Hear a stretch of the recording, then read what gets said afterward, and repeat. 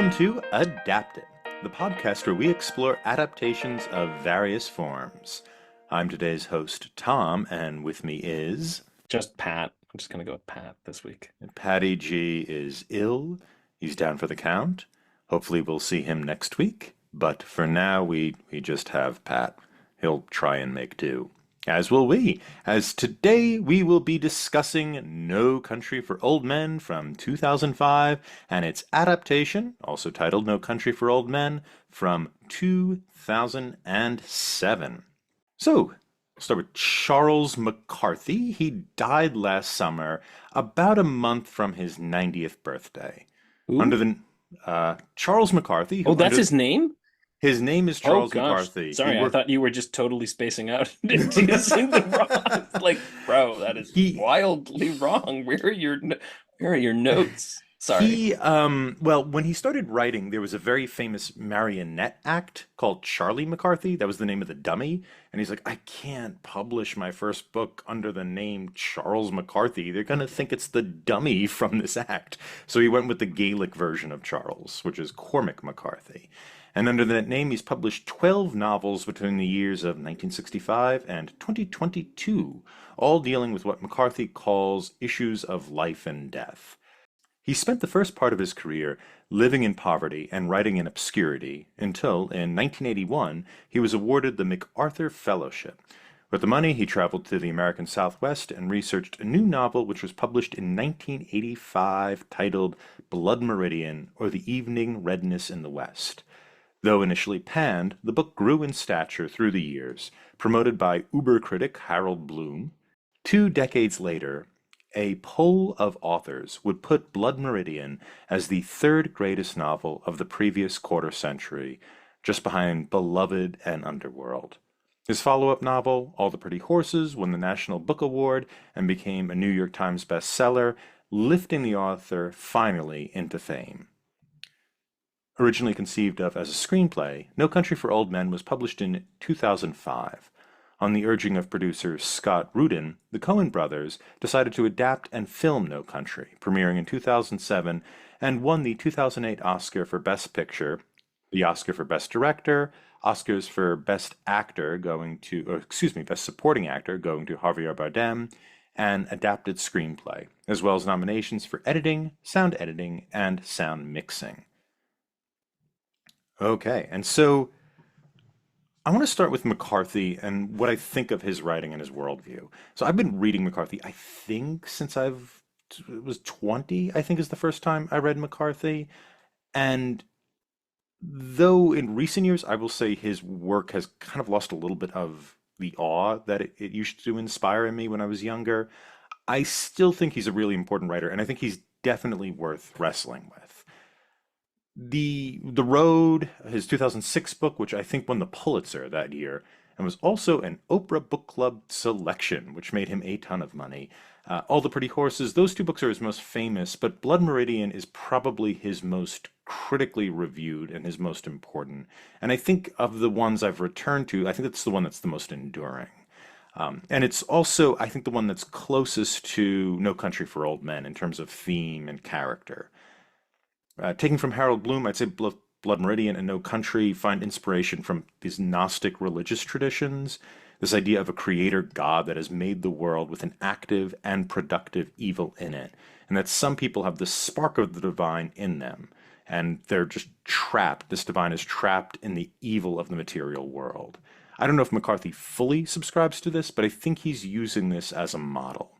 I know Melville did, and McCarthy was deeply inspired by Melville.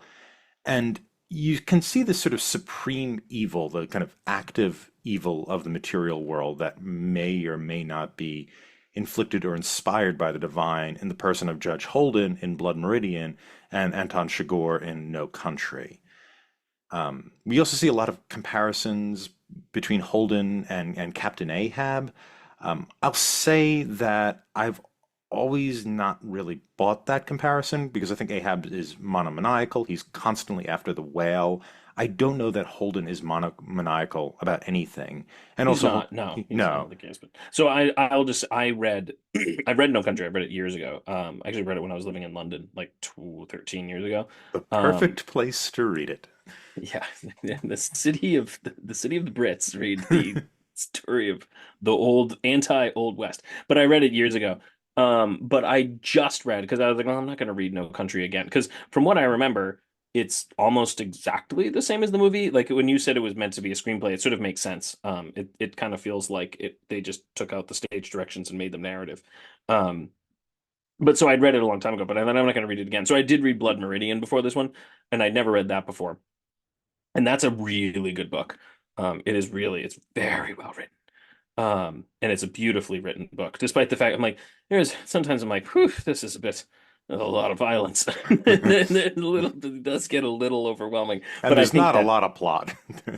no, but I didn't mind that. I don't mind the lack of plot. In fact, I always go No, back I to don't like, either. it's almost like, To the Lighthouse but just with a lot of murders. Mhm. It has that sort of feeling to it. Like this sort of elegiac feeling almost to it. And I found it, I really like the writing, I really like the plot, or I really like the sort of almost the lack of plot. But the violence does get to be a bit much. But I think that's kind of the point.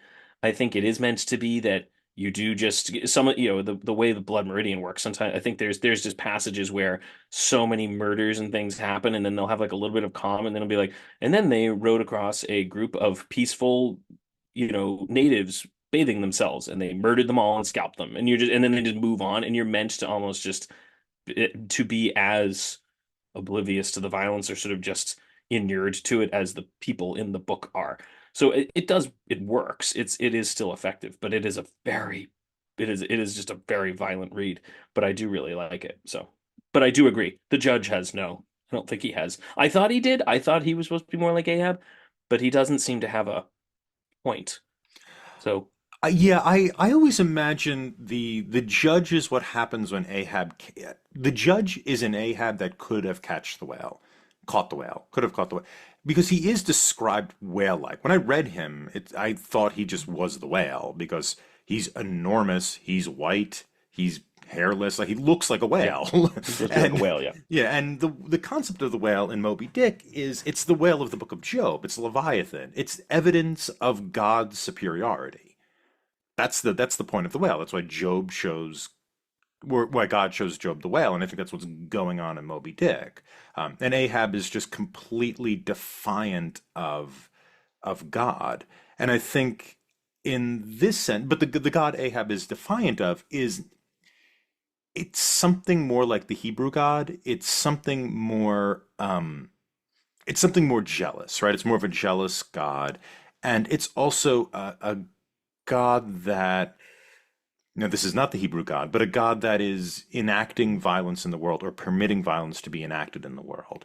And I think that's why I see Holden, when I see the judge as the whale or something like the whale, because he is immortal like the whale. He is unbelievably powerful. He has more knowledge than any person can have. And so he seems to be almost like a devil figure or a dark god or something along those He's clearly lines. supposed to be like this demonic figure because even I can't remember exactly when he sort of arrived a number of the times he's sort of described as emerging from fire. He certainly has this demonic quality in numerous instances, um, which is great. I mean, and it's a great character. But I kind of I agree. I thought he's the whale, but he's an albino. He's sort of hair, like, yeah, all these bards, like all these kind of things. Like, okay, he's making references to the whale. I almost kind of was like, is this supposed to be as if the whale and Ahab sort of merged? Like, there's almost this Yeah, that's sense what I thought there too. that there's something going on there. Or I also think McCarthy is a clever enough writer. He's not doing this person's the whale and this person is Starbuck and this Hmm. person is Ishmael. Now Hmm. they are there.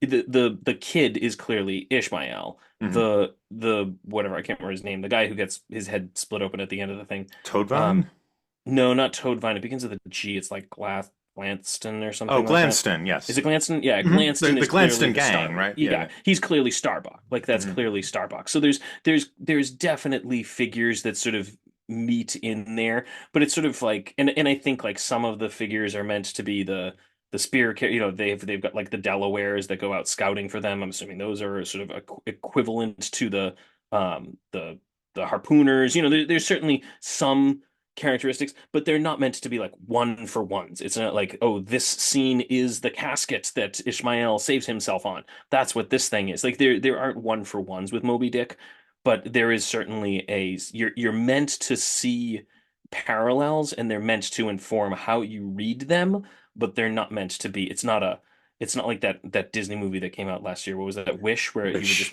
where you were meant to find all of the it's things from the yeah. last Disney movies. Like It, this is not a seek and find. He's using Moby Dick to inform it, but he's not. Yeah.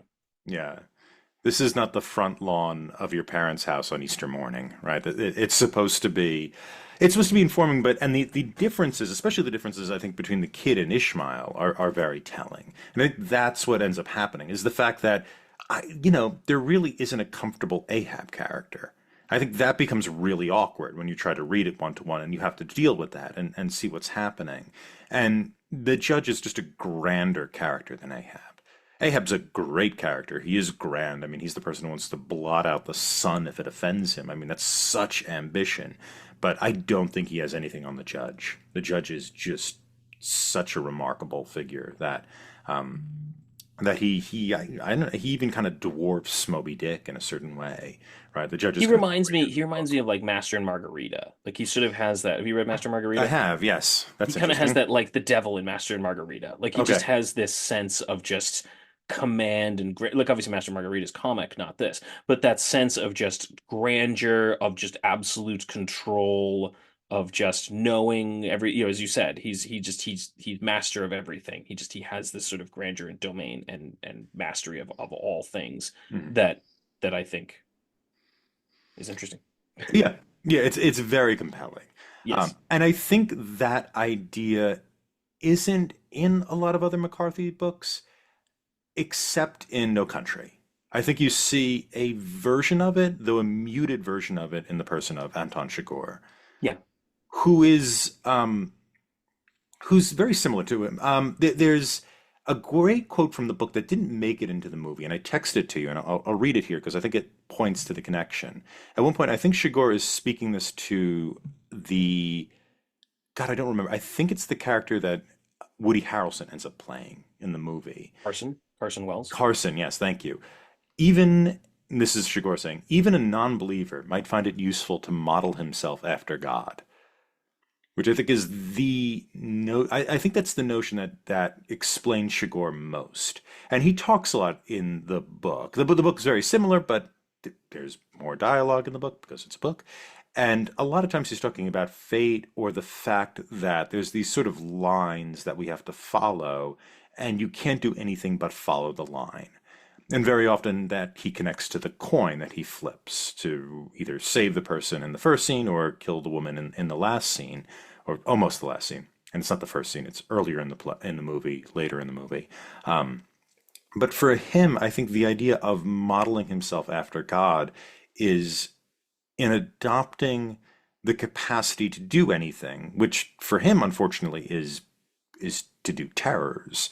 He then is freed from a sort of determinism. I think he sees himself as freed from being bound to the line, being bound to the coin flip, if he is capable of doing all and not being a slave to anything. He doesn't want sex, he doesn't want drugs, he doesn't want the money. I mean, that's a little more clear in the book because at the end of the book, he takes the money and gives it to someone else. And he takes a little bit of money for his expenses and then apologizes for not being able to give more of it back. That's not as entirely clear. You could justify his actions in the movie as he just wants the money. That's what he's doing it for. But that is the Shigor of the book is someone who, even though he probably is atheistic, and I think McCarthy's later works start to drift into a bit of atheism, which is kind of unfortunate because it's a lot less interesting. However, he still has found a way to be freed from being predetermined, or what he thinks of as predetermined. And that's this kind of idea of exception. He is the exception to the material world, right? There's something divine in him, which, relates back to this Gnostic stuff. And we don't have to go through Gnostic mythology. I mean, a lot of it's deeply silly, but I think it's there in the book. And I think it is somehow deeply, very deeply American. This idea of being exceptional, being unusually touched. And this is the place you can go, and that type of that It's a type of type of freedom. It's a freedom, type of yeah, freedom. Yeah. can can be a promise in this country. And so I think the country of no country is, yeah, it's the it's the world that's falling apart. It's Byzantium, to reference the poem that it comes from. But I think it is also kind of very much an American thing. And I think it is, it's a Western story, which is a uniquely American thing. And I think all of that is going on in this book and is made clear through Chigurh. Which poem is it from? Sailing to Byzantium. Oh, it is from that. Oh, Yeah, I No didn't notice Country that. for Old Men. Oh, This is No Country I for didn't Old remember that. Men. Oh, I didn't Yeah. remember that. Yeah. That's and it's the idea of like Byzantium is this Yeah, no, still I've this read the place poem. of I didn't remember. I promise. just Yeah. didn't remember that line was in the poem. Mhm. Yeah. Yeah, that's where the title comes from. Oh, But I didn't know that. yeah. But that's what I think of the evil. It's evil and chance. Or evil is chance and the ability. I mean, if you're on the other side of chance, if you're not a victim to chance, then you can avoid being a victim of evil, even if you have to perpetrate it. I think that's what's going on in that book. Um, the good in in the movie and in the book is interesting. It's captured by the sheriff, played by Tommy Lee Jones, and it's odd. It's so simple. The good that he embodies, the kind of ethic that he embodies, it's really, really clear in the book, and it's also pretty much the same thing in the movie. I mean, he there's a little less backstory for the sheriff in the movie, but whatever. I mean, it is like plain Jane. Once people stop saying yes, ma'am, and yes, sir, everything falls apart after that. I mean, it is like as simple a morality as can exist is what the sheriff lives in. Um, and it's I mean, I think it's, you're right. I think it is a certain level of simplicity. I think it's also just about that goodness requires incredible levels of effort. That's sort of what even that line of, that good, to be good and to have a good society requires incredible levels of effort and focus and virtue. And the example being that once you start to slip at all, the dike bursts. Once you start getting little holes, it's very rapidly going to crumble, which is the, like, once you stop saying sir or ma'am, the whole thing just completely crumbles apart, and there's nothing left. Like, you can go very quickly from a generation where you didn't even have to carry your gun and sheriffs didn't need anything, to, basically there are people just mowing each other down in the streets for absolutely no reason. And I think that's how I kind of looked at that it's goodness isn't simple. Goodness is incredibly difficult I to think it's maintain. both. I think it's Yeah, I think it's simple. It's as simple as what we're saying, like be polite. But it's yeah. also incredibly difficult to do that, to have a society that's polite. And we think it's just silly that people should be polite. Who cares if you say sir or ma'am? But as you're saying, that once there's a hole in the dike, it's not too long before the floods. Right. And so I think it Yeah, I mean, is. I always kind of say with my kids, I'm like, you got to say pleases and thank yous, and they'll be like, well, I meant to say it. I'm like, well, but if you do, you can't be grateful without saying thank you. Like, we're embodied creatures. You have to do it, or else you're not. You didn't actually feel it. You have to say it. You have to do. You can't just think it. We're not this sort of solipsistic kind of thing where, well, as long as I thought it was a good thing. Like, you have to actually do it. And I think that's the sir or ma'am thing. You have to actually express this thing. You have to express this respect for one another. Otherwise, you don't have it. Yeah. Yeah, exactly. Yeah, and I think that's going, and it's amazing that Cohen's brought it to film because that that idea can be lost in irony really quickly. And the Yeah, and Coens there's are, very little irony here. Very, yeah, very little. There's a very couple little. little jokes. There's a couple little jokes. Hmm. Especially towards the end, Zero. because there When are a she couple said, jokes. "Oh no, no, no!" And when the woman says, Oh "You yeah, know how yeah. many people I know in El Paso? This is how many people I This is know in how El many Paso." people.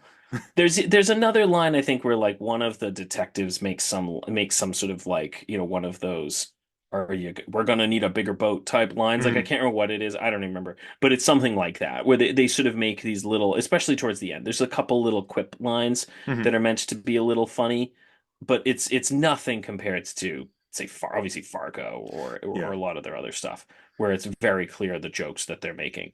yeah. True Grit though is in the same kind of category, but This movie seems to be a I turning love point for True Grit. them. I I love love True True Grit Grit. I too. love True Grit. I think this True Grit, the movie they made after this called Looking for Llewellyn No, Llewellyn Davis. Moss is the main Llewellyn Moss. character Yeah. of this one. Oh, looking for oh no, sound like an idiot. They made it's a movie about a folk singer in New York, but it's also very sweet and very honest. It's a huge departure from Fargo, which is like it's just laughing at these people, Yeah, and I think Fargo has respect for the sheriff that Frances McDormand plays, even though like she's her a partner in the wood chipper. Yeah, yeah, I think it likes her, but it it really seems to be laughing at everyone else. Well, in this movie, the kind of simple country people, it has no ironic gesture towards them at all. no, It really is. It really it's genuine. Yeah, it's appreciate. Yeah, genuine. genuine. Thank you.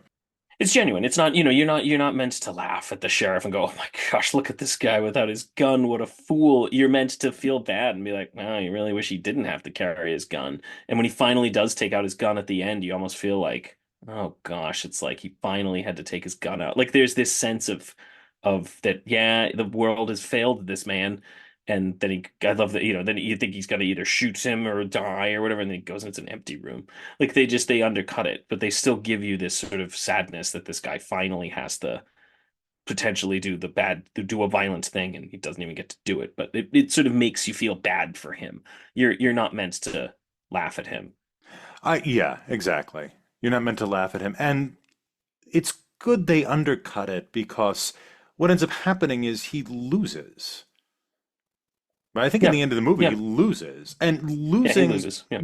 he would probably be closer to victory if he died in a shootout. Right? If he died standing there trying to defend the good, he that would it wouldn't be a victory, but it would be something closer to it. I think what's I don't so know. I guess I kind of read it as like yes and no. I mean, I don't know if I would buy that though, because I think the whole thing is once you have to start shooting it out, I think in his mind it's like, well, we lost. Mhm. Once you have to have a gun battle, you've already It's lost over. it. The very fact that that's what I was saying, like the very fact that he has to draw his gun means he's lost. Like I agree, he loses, and the very fact that he had to do this thing means he lost. He couldn't just go in and save this man without violence. He had to, he lost that, and he finally had to admit that maybe this violence is just too much for him, that he can't keep up with it, that without having to go down the same road as everybody else, essentially. That's kind of how I looked at it, but Okay. Yeah, I think that makes sense to me too. That it's, that it's already over by that point. I yeah. think So there's a good point that when he takes whether the he gun gets out yeah, is then once he over. takes the guns out, he's lost. Like that's the admission that this just the violence is too much. Like I can't, even when in the beginning, because I don't, having not seen it in a while, I kind of forgotten about this. When they go into the trailer and they see that the lock's been blown out in the very beginning of the movie, and they're going to find Llewellyn, and he tells his deputy or whatever to draw his gun. And the guy says, "Aren't you going to take yours?" He goes, "I'll be behind you." And he doesn't draw his gun. So even, this idea that he's sort of just like, "I'm not going to do it. I won't participate in this world," and he finally does at the end. Even and yeah, he does, but he doesn't die. And even the fact that he didn't die, he's already lost. He doesn't die, he doesn't win. No matter what, he's lost. And I feel like that's when he's just like, oh, I gotta get out. Because the only way I can win is by just murdering all these people, and he doesn't want to do it. Yeah. You know? Hmm. No, that's a good point. That the and it ends with his dream, the two dreams, one which is nothing, and the other dream is the dream of his father carrying the light, which you could think of as cheesy, right? That he's carrying the light and I'll be there to meet him along the way. But I suppose it's the bit of hope at the end, right? It's an interesting ending because that dream is interesting because on one hand you think that there's this kind of spark of hope and he's going to lead us somewhere, and that I'll be here when you come, which is kind of like death. One presumes that, Yeah. I'll lay the way for you when you come. But there isn't a lot of hope that that light is for this world. That the light that the Father is carrying in the dream is for No. our world. It's uh, for the only hope which you have, which is after you die. That's Yeah, pretty much. yeah, I think which that's is which I the think is idea. yeah, But which I is don't why even know what that hope is. Like, I don't know what he's actually like. What is that hope that you would get? Like, I don't think there's a sense here of God will write it in the end. Like, I don't think there's no attempt at sort of theodicy here. I don't think they're trying to reconcile it. It's just maybe there'll be something later. Like, I yeah. guess it's a very bleak. It's a very, very, very bleak film. Hmm. Um, Yeah, and I think that ending is misread as hopeful. I don't think it And I is. I don't think really it is don't. at all. Yeah, No. I think it is just there's this light that's being carried, and like when you can't map the metaphor, that's what makes it so hopeless. Right? Like Yeah. this metaphor doesn't apply to this world, bro. Sorry. This Yeah, dream is sorry. meaningless. Yeah. Uh, Yeah, I so mean it's a but I mean I guess I like that kind of movie. I'd rather have a movie that invites a conversation than a movie that just tells me what I should think about it. That's something as I always fall back on. It's like, well, Casablanca kind of does that, but I don't have a problem with Casablanca. Um, it tells me what to think, but I think it's a very good movie, and so it just kind of works. But something like Mrs. Miniver comes across as cheesy, or a lot of these other, or these other movies that are very clearly telling me, even something like Out of Africa. We discussed that one. So like it's being very clear on how it wants me to think about a particular thing, yes.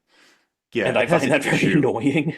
Yeah, I Yeah. find it very annoying and Mm-hmm. sort of pedantic. Mm-hmm. So I don't really it just bothers me. Whereas this just sort of drops a whole bunch of issues that feel very real in your lap, and you just goes, "Yeah, isn't this tough?" And it's not. You There's can't no. do, yeah, it's this idea of negative capability, right? The John Keats, the poet, talked about this with Shakespeare, is that negative capability is being able to look upon an issue without seeking to resolve the issue. It's just presenting a conflict, a crisis, a speculation without resolution or answer. Right? You have this negative capability, this ability to stand back and present without resolution. And I think McCarthy in his a lot of his works does that with issues of life, death, and the endurance of society and the soul. Right? Yeah, So he which are does it very on the deep topics. yeah, Yeah. the deepest topics one might say. He is But what's interesting about it though, and I told you're absolutely right. The thing though is that there is a really irritating tendency in a lot of modern movies to kind of do that, but to it's almost there's almost a laziness to it because there's sort of this idea of, well, I don't really need either they're pedantic to the point of I'm going to tell you, like I haven't seen Crash, but I think you've made the I've point seen about Crash, Crash. that Yes, you've made the point about racism is Crash. bad, and Yeah. anybody could be racist bad. So just be careful there, sir. Everyone's a little bit racist sometimes. Sometimes. But the but I do but so it's either that or it's I'm go I'm going to present you with ideas that are just so open-ended and barely defined, and it will come across as profound. And the worst offender on that is American Beauty, Oh which yeah, just you know what I yeah. mean? But compare the But two. That neither one is offering an answer, but mm, they're both sort of present. But American Beauty is just so lazy about its mm, attempt at profundity that it's just like if I just talk about big ideas in a vague way, you'll think it's profound, mm, whereas it's complete and utter air. It's complete and utter, it's just a windbag. Whereas this, it's not, I guess maybe that's the difference. This is discussing things in a very concrete manner, in literally just people shooting each other mm, in very violent ways. There's a level of just concreteness to this maybe, but still no answers. It's sort of these aporia that you're meant to just contemplate, but they act, maybe it's the concreteness that makes them work as opposed to the American Beauties of the world, which is just you're not actually there's nothing here. Mhm. You're not doing anything. Yeah, I mean, the suffering in American Beauty is like, it's not, it doesn't cut deep at all because what have they lost? What have they won? I mean, and it's also there is some of the things American Beauty is saying are simple. Like you care too much about material things. We should care more Yeah, about our marriage. My dad is sad because he can't be gay and he wants to be gay, and so I have to get high and look at a bag in the wind. I mean, it's pretty simple. There's is that simple what's going on? solutions. Is he supposed to be? Oh no, that dad. Yeah, yeah, yeah. I was thinking Yeah, the other. I'm like, Cooper is oh yeah, I'm like Chris he's Cooper's supposed. character. Yeah, I was thinking the other guy. I'm like, oh, I misread that. It's Oh like no, you yes, Chris just Cooper. Yes, yes, yes. yeah, yeah, yeah. I mean, the solutions in American Beauty are pretty easy, right? Stop sleeping with the realtor, stop caring about material things, and just I guess that's true. and it's the same thing. Like, just come out of the closet, like the two guys who live down the block who you hate, and everything will be fine. I mean, they're not really wrestling with profound ideas in American Beauty. I mean, and what would be the profound idea that? There isn't a profound idea. I mean, Yeah. well, I guess you are. I guess it wants to be something like, say, like Appointment in Samara. Have you read that, Hmm. John O'Hara? Like it kind of wants to have that sort of let's explore the shallowness of suburbia, but it's doing it in this. But I guess that's like the bag thing is the prime example of that. It's trying to present it as if it's some profound idea about the nature of art and life and all this kind of stuff, and let's have him shoot himself and have the guy stare at his dead eye. It's trying to explore this in a profound way. But I guess maybe you're right. Maybe they aren't the most profound ideas, but Yeah, I don't think so. But there's just easy resolutions. There's just really easy resolutions, which is, and actually some of them are quite conservative. Like, get back with your wife. Don't sleep with a 17-year-old girl. Get back. Sorry, 17-year-old girl, you don't have to pretend to be sexually active. Just be yourself. I mean, basically, it comes down to be yourself. That's the solution to all of American Beauty's problems. Just be yourself. Like the yeah, maybe guy who that looks is. at the bag in the wind. Like there, Yeah, he maybe that's a that profound is. moment Yeah, because he's just being himself. He's not even trying to do anything. He's just trying to be, man. maybe that You is know? why. Maybe that is why it's annoying. It's a I terrible don't even. movie. I mean, it's I a really bad movie. It's a yeah. really, really irritating movie. Mm. I guess I've never really thought as much about why, but maybe that is what it is. Yeah. It's a But very irritating movie. But again, this movie, I guess I didn't know if it was just the concreteness, though. I was mhm. thinking it's more that. But I think you're right. Maybe it's not. But anyway, I guess No, this I just think the this concreteness too. I mean, the stakes are real.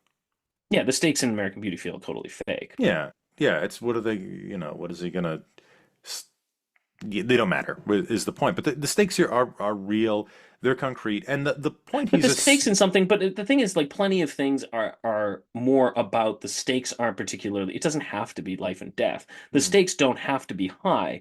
They just have to be high to the character in the piece, But right? they have to match a sort of like if the stakes were life and death in what do you call it in It Happened One Night, that would be silly. Like if that's where the Yes. tone comes in, right? If the tone of It Happened One Night was this movie, it would be bizarre, and we couldn't watch it. It would be unwatchable. I think with a movie like this, it's more serious than It Happened One Night, which doesn't But make it better. but you can explore no, I would but you can explore serious topics in a lighthearted manner. Sure. Fargo, Mm, is a perfect example of that. And you can explore things in a that are like something like It Happened One Night, but give them sort of a deathly seriousness.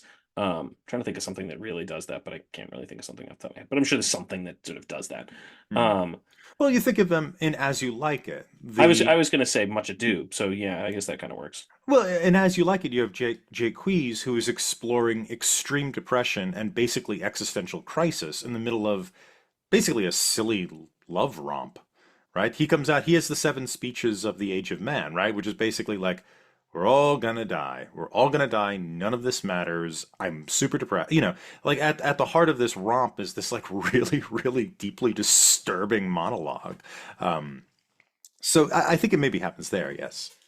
But I guess the point is like you can mismatch tone with stakes. I think it's just but if you are going to have a situation where the stakes are effectively as low as this dude with his spilling wine on his couch in American Beauty, that if the stakes are really that low, you sort of just have to believe that they matter to the person involved. And I guess that's often the problem with these sort of suburban stories is that ultimately the stakes are really low. You go back to something like Appointment in Samara, the stakes are ridiculously low. There's just this sense of what does this what does any of this matter? But it matters to the people in it, Yeah. and so you sort of therefore care. So Yeah. the stakes are low.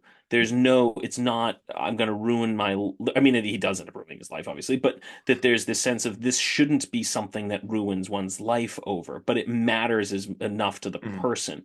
But I guess, you can also have something like Catcher in the Rye, where the stakes are really low, and there just seems to be this total mismatch between why should I care? Like, like, An- Another movie like that maybe is Last Picture Show. Have you haven't seen seen it. that? Oh, No. it's a movie basically about teenagers, and the sort of idea with the main character eventually is teenagers in a very small town in Texas. And the idea at the end that this kid kind of comes to is you have to get out of this town. This is just like you're going to become a townie. You're going to be miserable. There's no future here. You have to get out of this town. And at the end of the movie, he turns around his car and goes back to the town because he doesn't know where to go.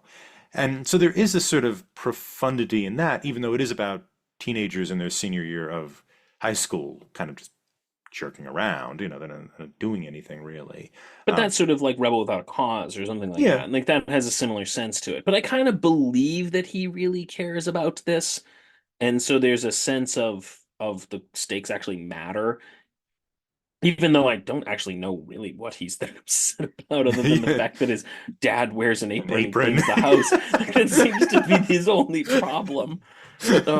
It's a little hard imagining James Dean as the social outcast. Like I didn't Yeah, quite get that, yeah, but yeah. there's a sense there though where you're like, okay, I don't know exactly what his problems are, but he doesn't seem to either, and there is sort of a sense of I can understand that a little more because it matters to him, even though the stakes seem so low, but they matter to him. I believe that they matter, and so I'm willing to sort of go along for that ride. Um, Maybe it's just because Catcher in the Rye he's just so whiny, Yeah. and I still don't know what his problem is. Yeah. Yeah, I suppose that's it. There is, though, I know with McCarthy, like, he really hated, or I don't know if he really hated, he disliked people like Proust because he thought Proust was basically not writing about anything that really mattered. A lot of Proust's writing is about social climbing and how to deal with a party of people with different with different social cachet. There's a it's, In Search of Lost Time is What was he thinking about? Like, 3,000 pages I mean, I guess long. it's like, yeah, but I mean, it's like Jane Austen, sort of the similar, I mean, Yeah. like, Jane Austen, sure. I mean, there are stakes. I mean, if you kind of think about it, at They're very least as far important as stakes. Pride and Prejudice has stakes. They don't get married; they're going to be destitute and on the street. So it kind of has the stakes. They are kind of there, but ultimately, yeah, it's just a bunch of almost super rich people trying to keep and be super rich. Jane Eyre seems to have more of a sense of, wow, this is really bad for this lady. Whereas, you have a little more trouble feeling bad for the is it no, Marches? What are they? No. No, What are that's their names? the Bennets. Bennets. Oh, the Marches is Little Women, isn't it? Hmm. Oh. But yeah, the Bennets. I like that. I like that book. But there is this sort of sense there that their stakes do matter. Again, they really matter to them. Mm. Yeah, So but there's something different between like Little Women, Jane Austen, Proust, and let's say Dostoevsky, which I think yeah, this book is it's and very and Dostoevskian. is It's very very Dostoevskian. Dostoevskian.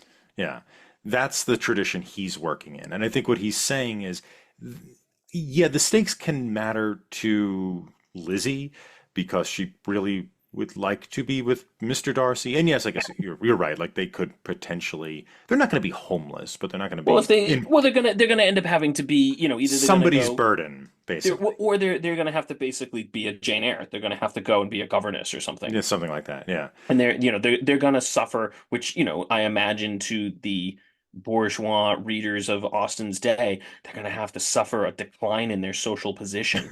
Like that's a horrible fate. How could one suffer this? But even as you Um, were saying that, you could imagine McCarthy writing these books going, I'm not doing this. I'm doing what the Russians did. yes, Right? Yeah. I absolutely agree. Yes, Mm, I think he is.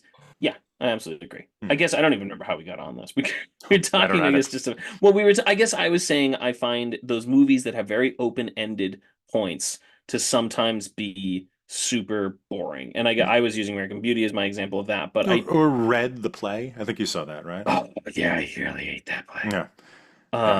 And that's a really good example. I don't know if any of the listeners have read the play, but I hate that play, and that's a perfect example. It's just this airy discussion about really nothing with no sense of conflict, but because they're making art and talking about artistic theories in a almost complicated and profound way, but not actually, so audiences can understand it and therefore say, wow, I'm really smart because I understand this really esoteric conversation, that it just sort of it became really popular. Whereas in reality, it's just air. It's totally worthless. It says nothing meaningful. And I find that really frustrating. There are also really seems like there's no stakes in Red, even though I guess the guy's going to kill himself after. But Does he? I didn't he, know what he did. I thought that was the idea is that this is supposed to be a fictionalized Oh, conversation. I think he says it was his plan or something in the play, maybe. I don't think he actually did, though, in real life. Rothko killed himself. No, I don't even know if he did right after these paintings, Oh, though. oh, okay, maybe not. Because I think he still did that, the study in black one down in Texas. I think he still did that one. I think he hadn't done that yet. Anyway, I don't know. Um, but I guess the point is like that thing from all I can tell, it has no stakes, and it's just boring as it's so boring, and it pretends to talk about profound things, and that's what I find a lot of those things do. This does that openness, it does that sort of airiness, but it does it in a really good way, and I think it's a very effective presentation. Yeah, I would agree. Moving into maybe some other characters, looking at, let's say, Llewellyn Moss and his wife and those people. There was a quote I came across. This is from David Denby from The New Yorker.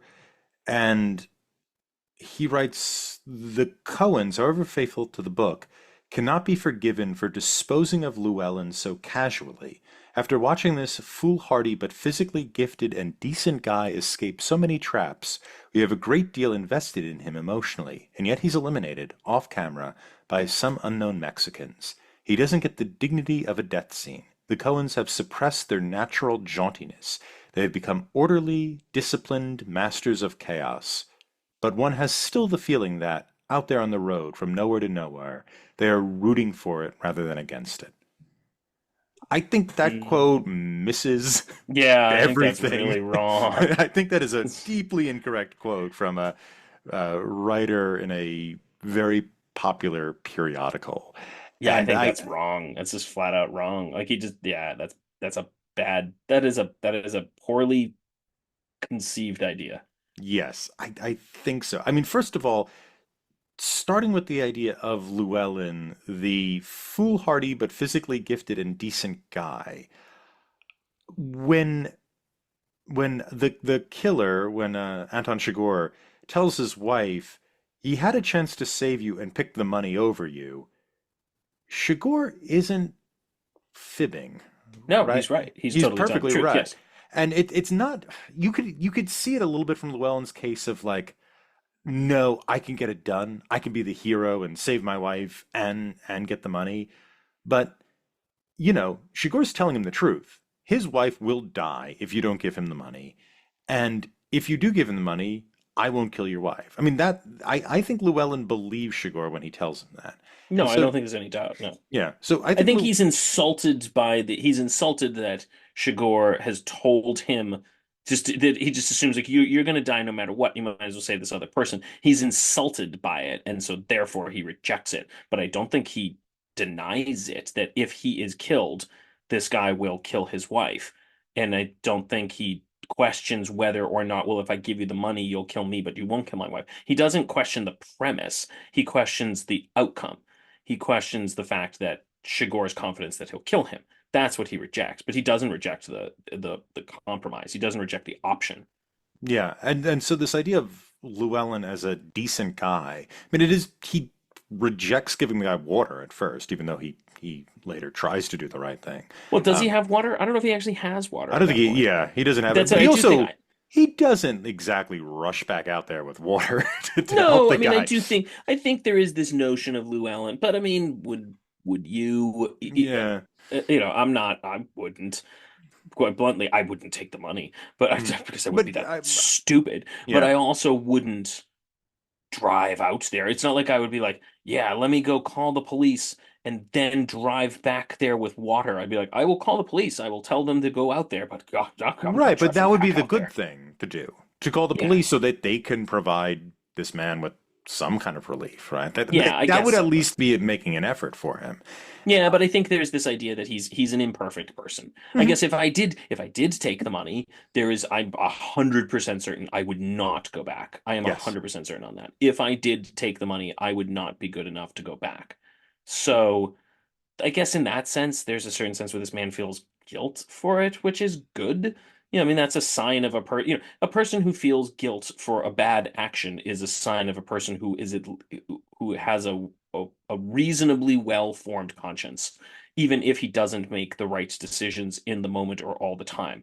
He is capable of feeling guilt afterwards, therefore it's a well-formed conscience. So I think there is a that's like the big moment where you're meant to decide that Llewellyn actually is a good person, but I think it's really the only I think it's the Yeah. only one. And I think it's there for this exact reason. If you don't have that, this guy's clearly a douche. Like there's no way you can justify it any other way if he doesn't do that. It's the only really decent thing he does, so you have to have it Mhm. for any of this other stuff to be credible. Yes, and you're not rooting against him, but No, I but think this isn't like, say, the Sting. yeah, This is not for the Sting, where there is nothing in you that is rooting against them. You are never, in any sense, hoping that they fail in their attempt to steal this money. That's just not there. Whereas this, you're not you're not rooting against him, but you're certainly not like you rooting for him. You know what I mean? I guess you are. you're yeah, you're rooting for him, but I think there's because you don't want Shigor to kill him or whatnot. You'd rather him have the money than not, but he I is guess I guess there's compromised. yeah. Right? I mean, that's kind of the thing with the Sting is those characters aren't compromised because everybody they rob is just cartoonishly evil, and them Well, the rob. movies and the movie is setting it up. They can't even just make it that this guy is a mob boss. He has to be a mob boss who murdered like this guy's best friend. They have to make Exactly. it like the sort of Simpsons McBain moment, where it's just like they he killed my partner. Like they have to really layer it on to make sure the audience does not in any way feel bad for the guy who's being robbed. They Yeah. have to layer it on here. And They're obviously not doing that here. no, I think you don't feel bad for the people who are robbed. You don't even know who they are. I mean, No. following the plot of the drug deal is pretty hard to do, and it's not very important either. But I think not recognizing that, even though Llewellyn is a decent guy, he is also kind of responsible for his wife's death to a certain Yeah. degree. I Is don't even think it it's to a certain degree. in I think it's 100%. I think he 100%? Yeah. he is 100% responsible for her death. Well, Shigoro has something to do with it, but yeah, I mean, I did his say, I actions mean, lead he there. is Yeah, not. Yes, he is. Yeah, you're right. Now, I mean, but he's not the one pulling the trigger. yeah. But I guess it's like he had the opportunity to save He her, and he actively rejected it. mhm. So you're right. He's not 100%, but I guess he is. He's compromised. He is compromised. He's Yes, I think compromised, that's and he's fair. compromised because of money. Ultimately, he this is what compromises him, right? So that I think is a big part of the thing. And then saying that the Coens misstep by having him get killed off screen by unknown characters, I think is also a Well, completely because if you wrong. do, then he becomes sort of like a hero, then you give him the hero's death almost. And you're not that's not the point of this character. You're not meant to. I'm trying to think what the equivalent of another film that does do that sort of has, like William Wallace or something. I guess that's like Yeah. he's not dying of money. He's not dying for a noble cause. But there's this sense of I don't know. I'm trying to think of a movie where somebody steals something and dies at the end, and like a Scarface maybe or something. Maybe Okay. Scarface is a good example. You know what I mean? Mm. This idea of a character who sort of does bad things, but you give him his moment with his machine gun at the end, and he gets to have the shootout of the OK Corral. That's not what this is supposed to be. You can't give him that moment because then it becomes you no matter what, the audience is gonna be rooting for him. And they're gonna be this sort of sad moment when he dies, and they're sort of like, no, no, no, no, no, we're not. You don't get that. That's not what this is. You're not getting an OK Corral moment. That's not what this Yeah. is. It's and OK Corral's a great reference because they're subverting the idea of the Western. They're Yep. subverting that genre convention by making his death ultimately meaningless, and You don't even get to see it. you don't get to see it. You don't You even know who don't did get it, it. I mean, right? I guess It's it's like the Mexican who helped the dude, the lady with the bags. I think you're yeah, I supposed to guess so. assume that That he yeah, did you're it. supposed to assume it's that group. Yeah. But that guy's not a character, really. He just No, shows he up just shows randomly up at at one the point, end. and you presume he's the one that does it. But it's you don't see it because it's just a bunch of guys jumping in a truck, and some of them are dead on the ground anyway. Well, I guess Shigor, is there, right? Shigor had gone there. So I think I you're supposed to think get she that Shigor killed him, no, I think Shigor comes ultimately. in later. No, because they said they make a reference to like, and then he came in with that shotgun and he was shooting them all. Like, I think you're supposed to get that the Mexicans and Chigor, at least that's what I thought happened. I Who thought the says that? Mexican and someone says something like that. They're like, you should have seen it. It's the detective I think that he's talking to Hmm. afterwards that he goes out for like coffee with. I Hmm. thought the detective makes some reference like that, and I Oh. assumed that meant Chigor and the Mexicans arrived at the same time, Hmm. and Oh, and that then Shigor killed the and Shigor killed a whole bunch of the Mexicans who were also. So which one of them killed Llewellyn Llewellyn. isn't important. But Hmm. I think you're meant to get that they both did it. That's what I thought was going on, and then Uh, that's why the Shigor goes back, or that's why the detective goes back. But Tommy Lee Jones goes back because the other detective says something like, and then he went back to the scene of the crime, well, that's the and that's the the murder of Woody Harrelson's character because he goes back to the scene of the crime there. yeah, but he said he goes back to the scene of the crime, and that's why Tommy Lee Jones goes back to the Oh yeah, hotel yeah. room and sees that the lock has been blown out Hmm. and realizes that Shigor had been there. Hmm. And Yeah. because I thought that's what was going on, but again, I might I have just missed it. yeah, I thought It what was like it happened was like was 1:30 in the morning. yeah. It might I have been it's a little unclear. I thought Shigor got there after. And the maybe. I thought they yeah, got there at the same time. and then he was the one who because he knows Llewellyn's tricks that the money is in the grating in the The wall. vent, yeah. The vent, I yeah. assumed what had happened was that they all that the Shigor and the Mexicans all showed up. They had a shootout.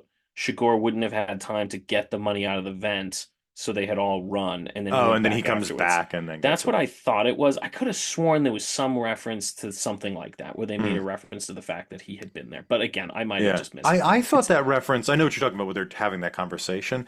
I yeah. thought that reference was to the fact that Shigor shows back up to the scene of the murder It in. was. Now, it was a reference to the other murder, but I also thought it was a reference to the fact that this guy was also at this particular shootout with the Mexicans of Llewellyn. Oh, That's okay. what I thought. Maybe But maybe it is. I might have just been trying to make links that weren't Mix. there. Yeah. Um, Yeah. And Either it's way, it doesn't matter. I it don't think doesn't that's actually matter. I important. mean, that's the point, is that it doesn't Yeah. like So you don't know. who kills Llewellyn? Who does this? It's Mm. just it's unimportant. Yeah. You're not going to give him the hero's death. You're not Hmm. going to allow him to do that. Yeah, because if you do, then you have this kind of conventional Western, and it's also the chaos. The real scary thing is that his death is done by someone we don't know who, we don't see it, and eventually it just doesn't matter. Right? It just becomes insignificant. And then his wife's death is also sort of a part of that that route, right? That this is she's just fated to die, and it's really not going to matter. And the book works in this way, and the movie works in this way too, which is there's these constant teases that you're going to get Shigor. Like the car accident at the end. We're like, ah, that's how he gets caught. Chance. He just like some people are getting high in a car and they balled into him at the road there. It's chance that caught Shigor. It's like, nope. You think that's going to happen, and he just walks away. He's just fine. And that seems to be the whole thing. The whole thing is just these moments of like, oh, this is how it's going to come together. And there's nothing that comes together. There's just things that happen. And that's the thing with the car accident too. It's just something that happens. Because in this world, things happen. And some of them are good and some of them are bad, and the things that are happening are getting kind of worse. What is good? Some of them are good and some of them are bad. What is the good things that Oh happen? yeah, I guess it's a good point. What is uh There's Llewellyn's nothing good. marriage seems nice. He His seems marriage like did he seem was fairly happily decent. married. Yeah, they seem to get along. Yeah, he didn't cheat on his wife with that lady at the Yeah, I thought hotel. she does. Doesn't I thought there was a reference to in the book. I thought he does cheat on her in the No, book, no. doesn't In he? the Oh book, no. it's a little different. In the book, he meets a like 16-year-old hitchhiker and he Yeah. takes her with him, but he doesn't ever have, it's very clear there is nothing Oh, I thought sexual there was going some on. reference to something where it's like, oh, where I thought the detective like goes to the wife and is like, you're gonna hear something about how he was with this girl He or something. was. They were killed together in a hotel Yeah, room. that's what I thought. Yeah. But they weren't doing anything. He was just trying to take care of a 16-year-old who was Oh, okay. For some reason, hitchhiking. I couldn't remember if that was. I guess I didn't read it that way, but Uh, that might just be me. oh Like yeah, it I was mean, also 13 years ago, so I don't remember it that well. yeah, yeah. But it's no. He's I mean, he may have, but there's a lot of effort made on McCarthy's part to say that this man is not cheating on his wife. Oh, okay. Maybe I It's just a missed it. little confusing because you're like, why is he picking this woman up? Why is he giving her $1,000? Why is he I doing guess the I thought. I things? guess maybe again, maybe I misread it. But when I had read it 13 years ago, because I remembered it, I thought it was in the movie, not in the book. And so when it didn't, I was waiting for Tommy Lee Jones to make the reference to it. And he didn't. So I thought, oh, I guess that was in the book. And I had thought that it was meant to be some sort of an indication of just that sort of blood begets blood kind of idea that he's done so many bad things that now the next bad thing just sort of comes naturally almost. Essentially, if you murder, like, not to be like, but if you murder a lot of people, you're more likely to cheat on your wife. But Yeah, there's sort of yeah, this idea that he's jettisoning morality as he goes, and there's just sort of this sense of this is another thing he's going to jettison, and it almost has no meaning whatsoever because he's going to die like 5 minutes later. yeah. And so there's just sort of this sense of just tragedy of why did you do that? Who did Like he you didn't. kill? Llewellyn? I guess Yeah, that's true. He doesn't kill anybody. he Well, he doesn't kill. tries to kill Shigor. I guess that's a good point. He doesn't actually kill anybody. Yeah. Yeah, well, he tries to kill Shigor. He does try to hit. I mean, he shoots him, but He shoots a dog. That's pretty bad. yeah. It's kind of. Yeah. I guess that's I pretty. guess I guess you're right. He doesn't actually, but he would. Yeah, he would kill to to keep the money, sure. Yeah, I guess I hadn't Um, really, but you're totally right. I guess he doesn't actually kill anybody. I guess again, this is again, it was a long time ago that I read it, but I for some reason I didn't get the fact that he didn't sleep with her. I thought he did, and it no. was meant just to be the suggestion of like he's continually sort of falling, and he falls in this such sad, stupid public way right at the end. Yeah, I don't think so because they make so much effort Okay, to say that it's because certainly even possible. Yeah, even after the sheriff's like, do you think he was sleeping with her? And the sheriff's like, no, absolutely not. And you're like, what are you basing that on, sheriff? And it's clearly just McCarthy's coming out and telling us that did not yeah, happen. I always kind of, well, not always, but rereading it now, thinking about it now, it seems to be a sort of recognition that he's done for and that he's just sees somebody in need and it's like, all right, I don't know why I'm helping this person, but I suddenly feel compelled to give this person money and help them out right now before it's too late. yeah. That's the impression I got that that scene was doing in the book. In the movie, it doesn't really No, do it doesn't do anything. It's anything. yeah, it's just a way of saying goodbye to him in kind of an awkward and odd way. Again, a sort of suggestion that maybe this woman matters. Maybe she's hired by someone, or in a conventional movie, she would be working for someone, working for the Mexicans or working for Shigor to attract him in or something like that. And in this movie, it's a thing that happens. She was Yeah, there at the wrong time. Her death is meaningless. Her floating in a pool doesn't matter. It contributes nothing to the plot, just as her death doesn't contribute, which is in a certain sense more humane, right? It's kind of like you see people die in movies, and it has to be structured so that their actions in the movie matter for the protagonist and therefore for us.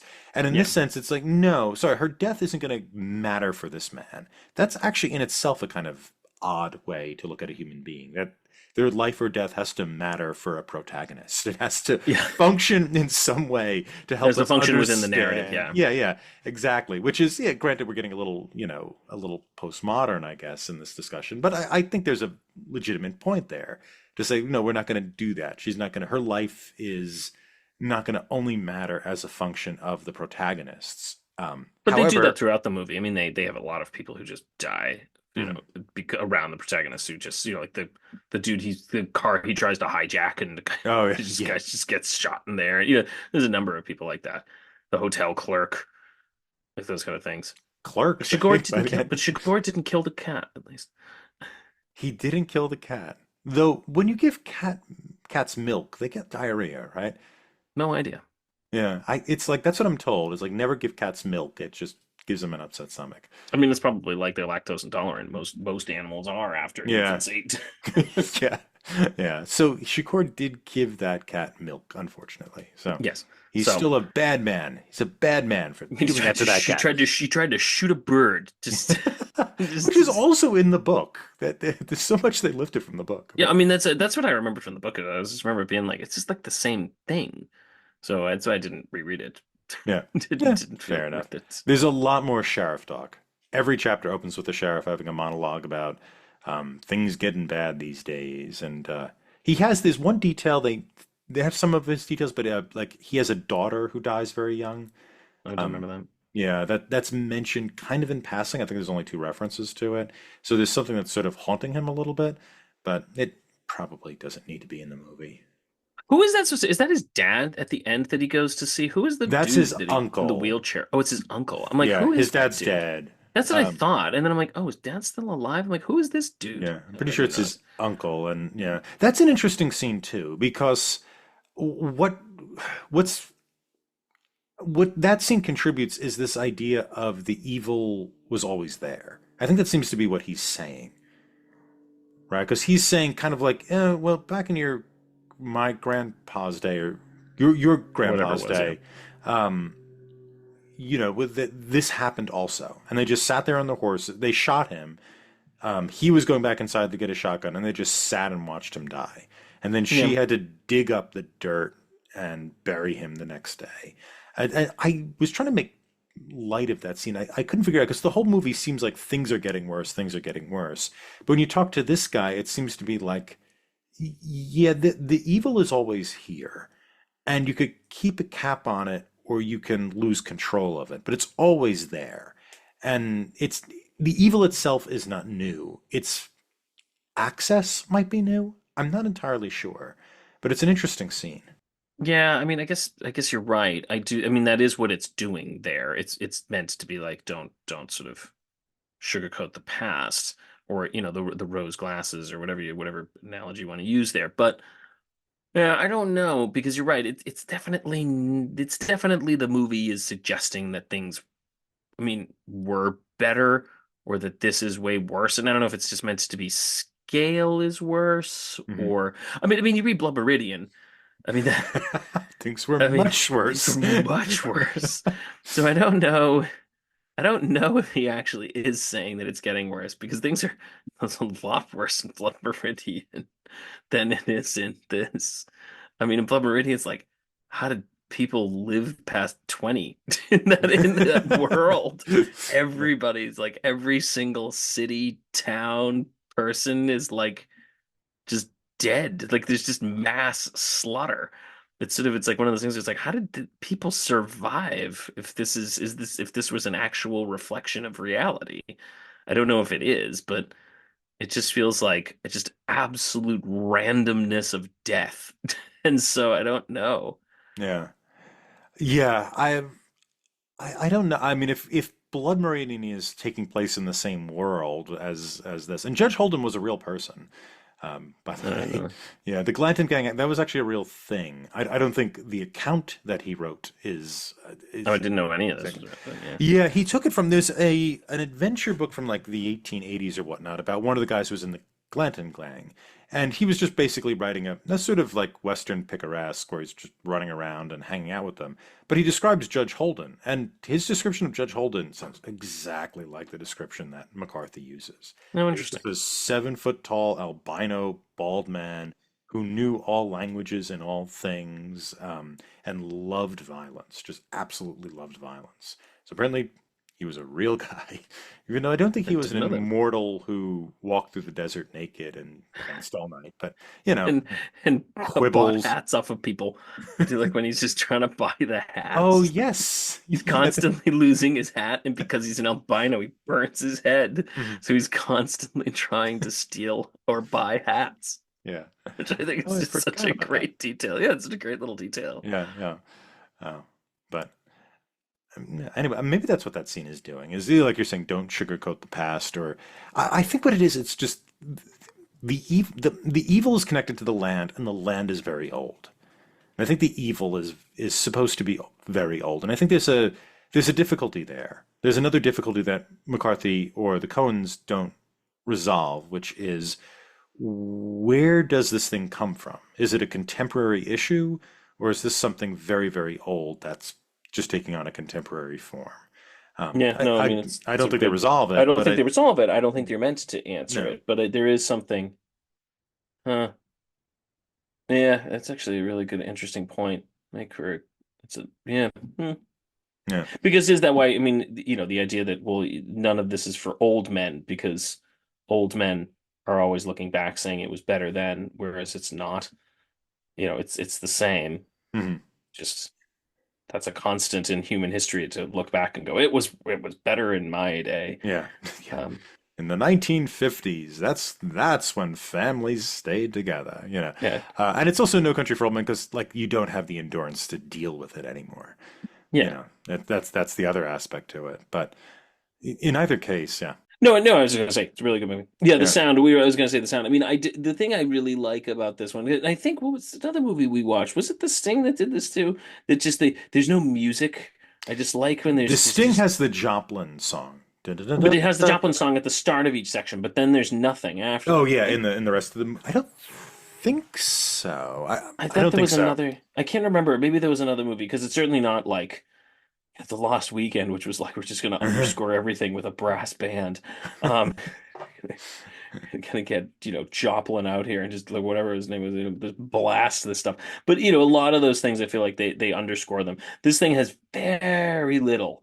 Like occasionally it'll have some sort of like vague electronic kind of thing underlying it, or just sort of unease music, but there's very very little.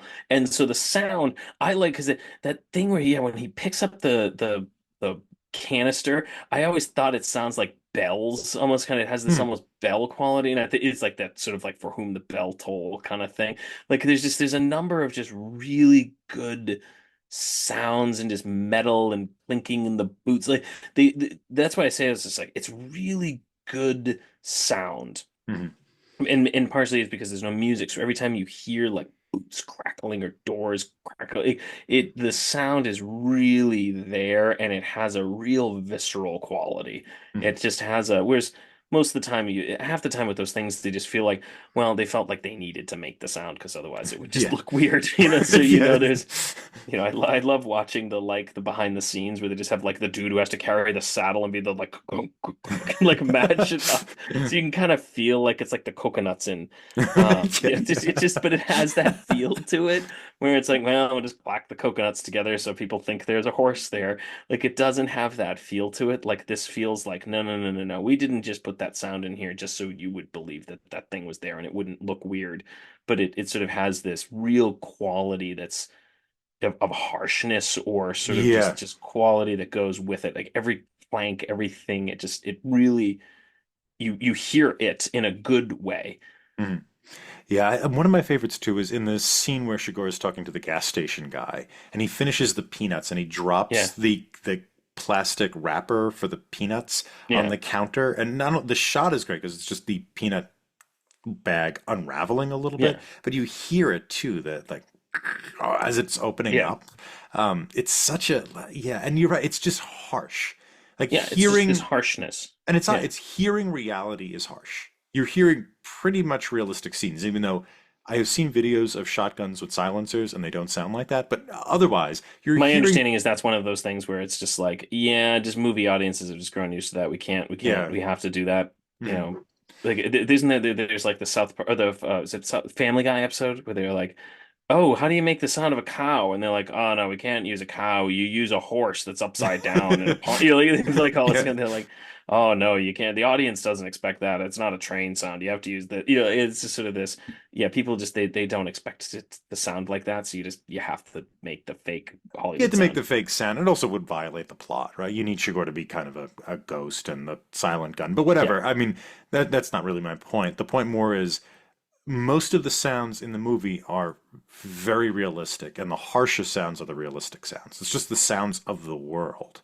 And yeah. they're Like the really, glass. Like I even like when Shigor is getting out of the car at the end and he like shoves the door and you can just hear sort of like that plasticky glass cracking thing as he like steps out. It's just it has such a good quality sound to it. Mhm. Um, Yeah. Yeah. yeah, the sound is really good. It's one of the best sound films. Yeah. Yeah. One of the best mixed and then looks good too. Roger Deakins shot this, and it isn't romanticized at all. I mean, it looks beautiful, but there's nothing romantic about what the camera is capturing. Um, Apparently, another thing is they didn't carry a zoom lens around. They refused to use zoom in it, so the thing doesn't zoom in or out. It sort of is very stationary with a little bit of motion here or there. Yeah, I can see So that. Yeah.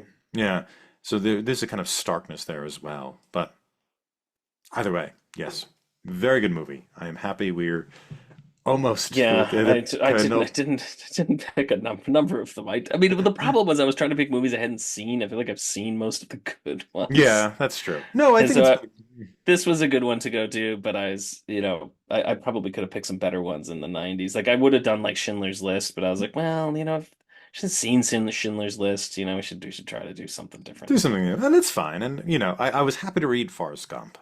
Yeah, that was That much was better worth than I it. thought it was going to Yeah, be. yeah, And Out of Africa, I really hoped that would be better better. movie. Yeah. But I should have done like Amadeus because that's a great movie and a fun poem. Oh, is that Let's based on a see. poem? I Yeah, thought it it's was based based on a on play.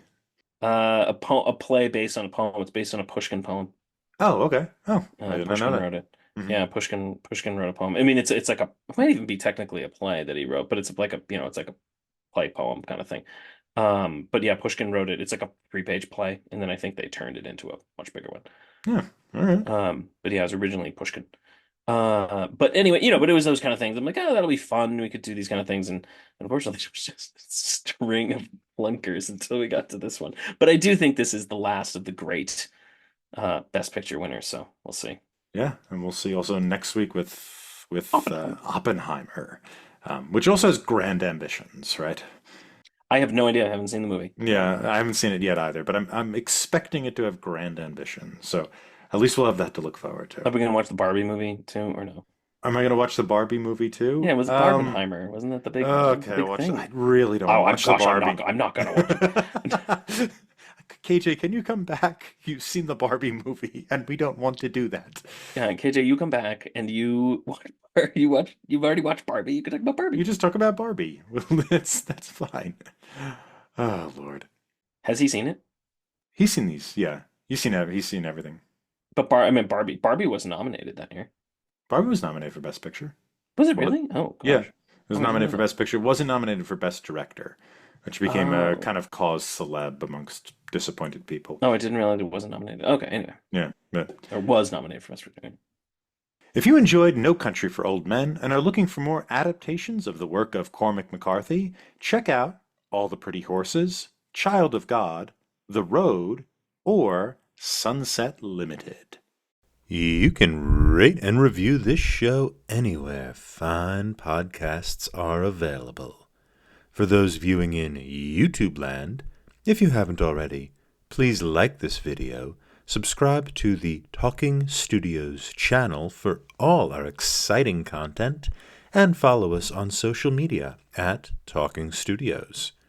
Check out other shows by Talking Studios, including Talking Pictures Trivia, where we explore movies through trivia, Keep Making Movies, where we explore micro-budget films, Limited Lexicon, where we play through text-based adventure games, and Get the Point, where we slowly reveal a movie poster and try to guess which movie poster it is.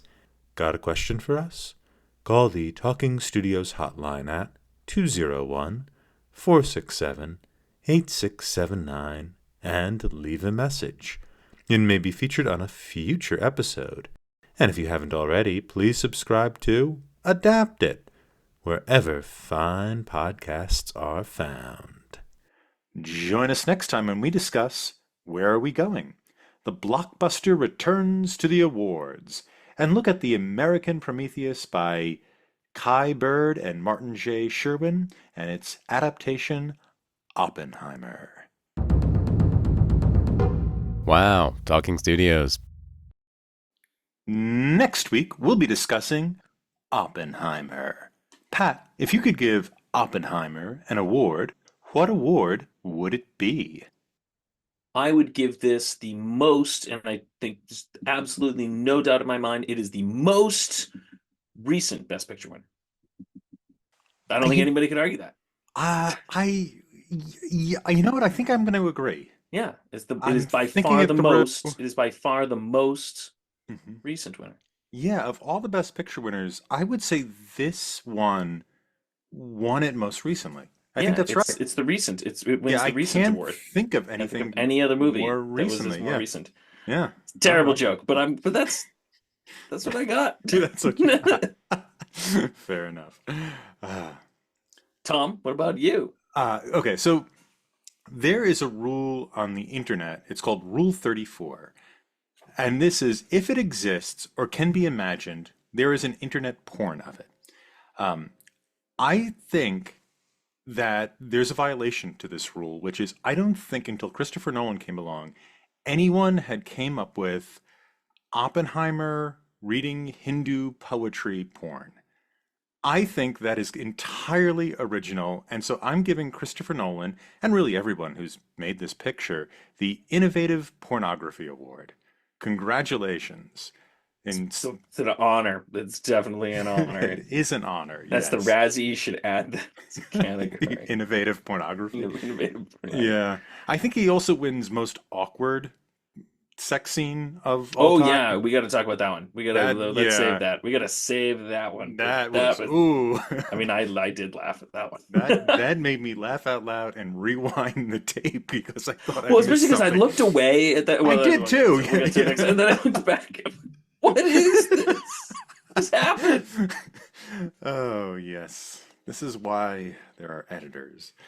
But we will be getting into that next week when we discuss Oppenheimer.